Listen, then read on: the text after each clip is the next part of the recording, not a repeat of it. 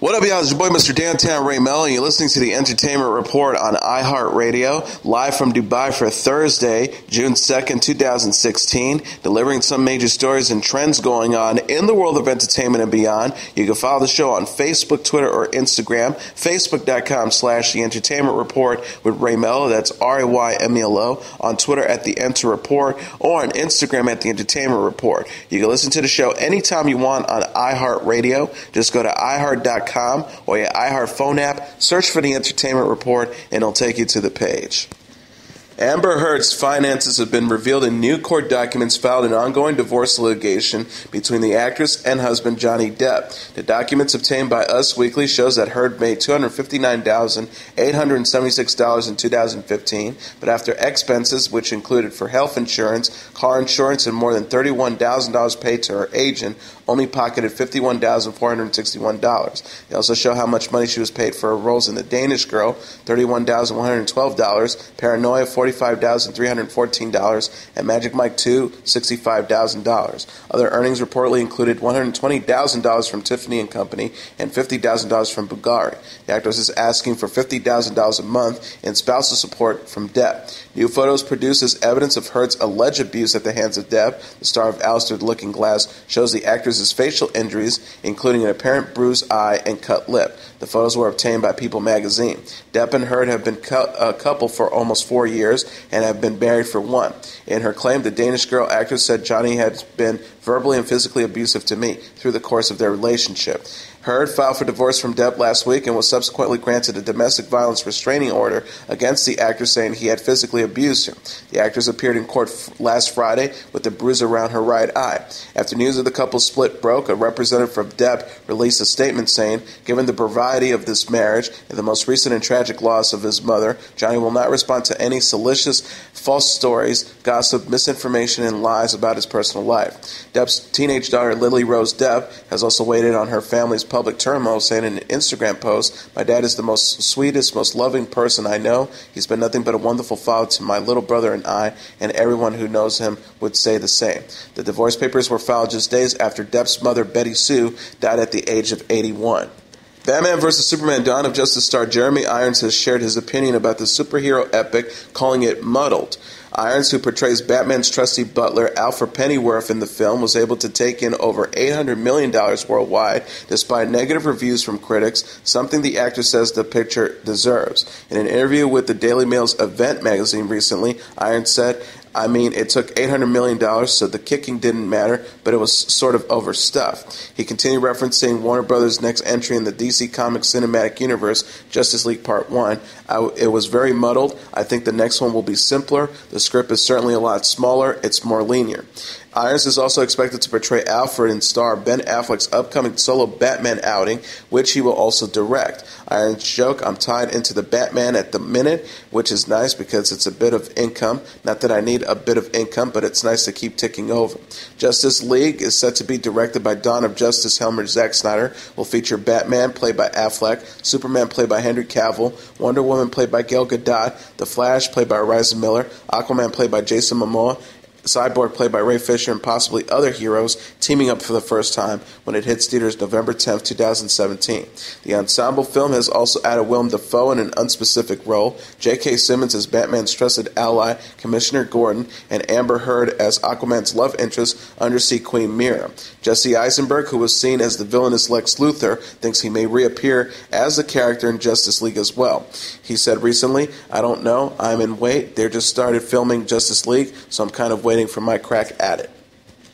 Legendary Marvel Comics creator and personality Stan Lee has weighed in on the recent Captain America Hydra twist, proclaiming it's a hell of a clever idea.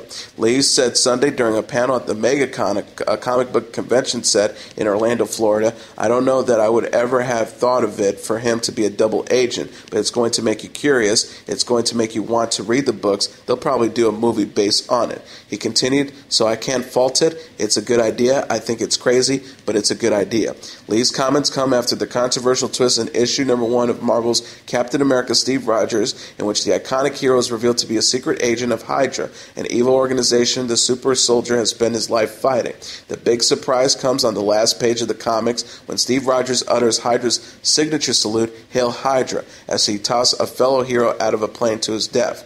The change is a dramatic departure from how the character has been portrayed throughout the years and recently in the Marvel Cinematic Universe. The reveal has been met with a mostly negative response from fans, with writer Nick Spencer receiving death threats on Twitter.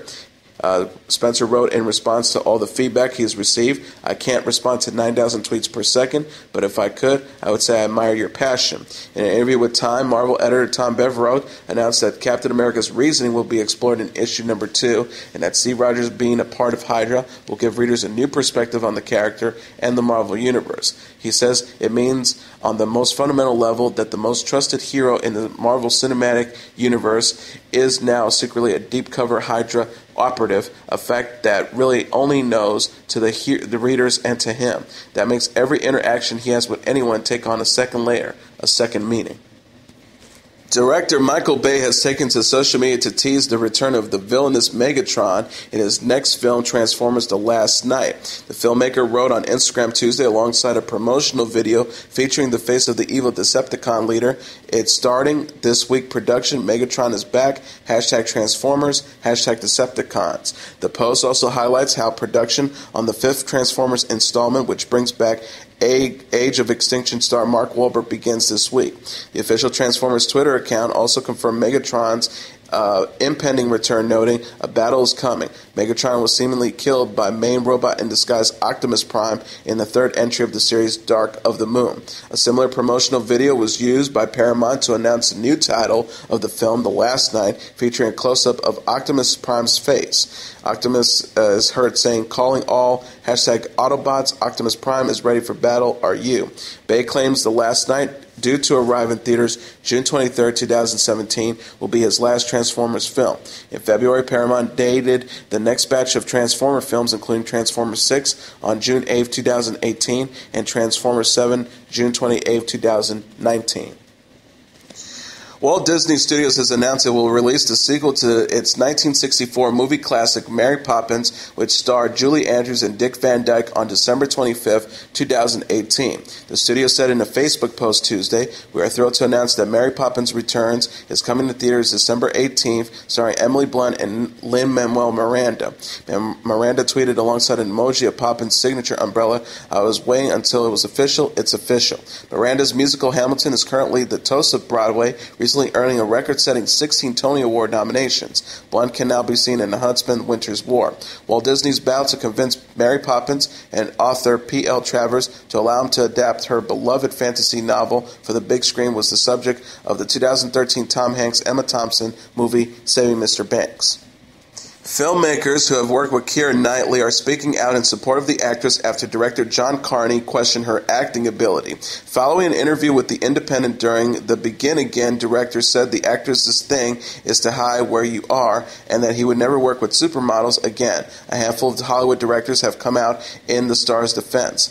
Filmmaker Mark Rompkin tweeted, "My experience with #Keira Knightley is utterly spectacular on every level. I have no clue what this guy is talking about." He added an explicit hashtag calling Carney arrogant at the end of the message. During the interview, Carney claimed Knightley was often busy with her entourage, but Romanek said in his experience, "My recollection of #Keira Knightley's entourage was that her mom visited the set one day for an hour or two." Seeking a friend for the end of the world, director Laurence Fishburne echoed Romanek's sentiment, saying on Twitter, "Knightley was a really joy to work with. Present and easy and really, really good at her job. Just lovely." Lynn Shelton, who helmed 2014's Laggies, also added her insight, saying that the actress, quote, "was magnificent top to bottom. She is the real deal." Carney told The Independent Knightley was disenchanted during her work of Begin Again, alongside Mark Ruffalo and singer Adam Levine in the interview published Saturday. He says, "I don't want to rubbish Keira, but it's hard being a film actor and it requires a certain level of honesty and self-analysis that I don't think she's ready for yet, and I certainly don't think she was ready for on that film." Keira Knightley has not yet acknowledged Carney's comments. About 5.3 million viewers tuned in for Monday's premiere of the History Channel's 18th century set miniseries Roots. Episode 2 debuted Tuesday following an encore presentation of Episode 1. Nancy Dubek, the president and CEO of A&E Network, said in a statement, "Roots represents what television can do when it's at its best. This project has helped shape the discourse around race and identity at a time when it is needed more than ever. We're looking forward to the audiences continuing to experience this powerful and important event over the next 3 nights." The network described the 4-night, 8-hour event series as a historical portrait of American slavery, recounting the journey of one family and their will to survive and ultimately carry on their legacy despite hardship. Like the 1977 miniseries based on of the same name, the remake is also based on the celebrated novel by Alex Haley. The new version stars Forest Whitaker, Anna Paquin, Laurence Fishburne, Jonathan Rhys-Meyers, Anika Noe Rose, and Tip T.I. Harris. Starz has renewed its time travel romance series Outlander for 2 more seasons. Season 3 will be based on Voyager, the third of 8 books in Diana Gabaldon's Outlander series, while Season 4 follows the 4th volume, Drums of Autumn. The show is now in the midst of Season 2. Starz CEO Chris Alberich said in a statement Wednesday, "Outlander is like nothing seen before on television. From its depiction of a truly powerful female lead character to the devastating decimation of the Highlander way of life to what is a rarely seen genuine and timeless love story, it is a show that not only transports the viewers, but inspires the passion and admiration of its fans. On this 25th anniversary of the publication of the first book in the U.S., we're thrilled and honored to be able to continue the story that began with author Diana Gabaldon and is brought to life by the incredibly talented Ronald D. Moore. There are no better storytellers from Outlander than this team, both in front and behind the cameras." Jamie Eldridge and Zach Van Amberg, the president of U.S. Programming and Production for Sony Pictures Television, said in a joint statement, "The world of Jamie and Claire is expansive and emotionally complex. The audience has rewarded Outlander with their praise and loyalty, and we know we will deliver the best season yet in the years ahead. Starz has been an incredible partner and has truly helped shape this into one of the most iconic premiere series on the air today." The show debuted in 2014 with Katrina Balfe and Sam Heughan playing the story's lovers, Claire and Jamie. The 2016 edition of the talent competition series The X Factor will feature Sharon Osbourne, Nicole Scherzinger, Louis Walsh, and Simon Cowell as judges. They will join returning host Dermot O'Leary next season. Auditions will begin June 10th. Osbourne said in a statement referencing to Cowell's young son, "I'm overjoyed about going back to the X Factor sitting with Lou, gorgeous Nicole, and naughty Simon. But most of all, I can't wait to meet baby Eric." Scherzinger added, "I can't wait to be back in the United Kingdom and on the show with the best judges sitting alongside me on the panel. I'm excited about discovering, mentoring, and winning with an exciting new act this year. And having had winning contestants in the past, Simon knows I will do it."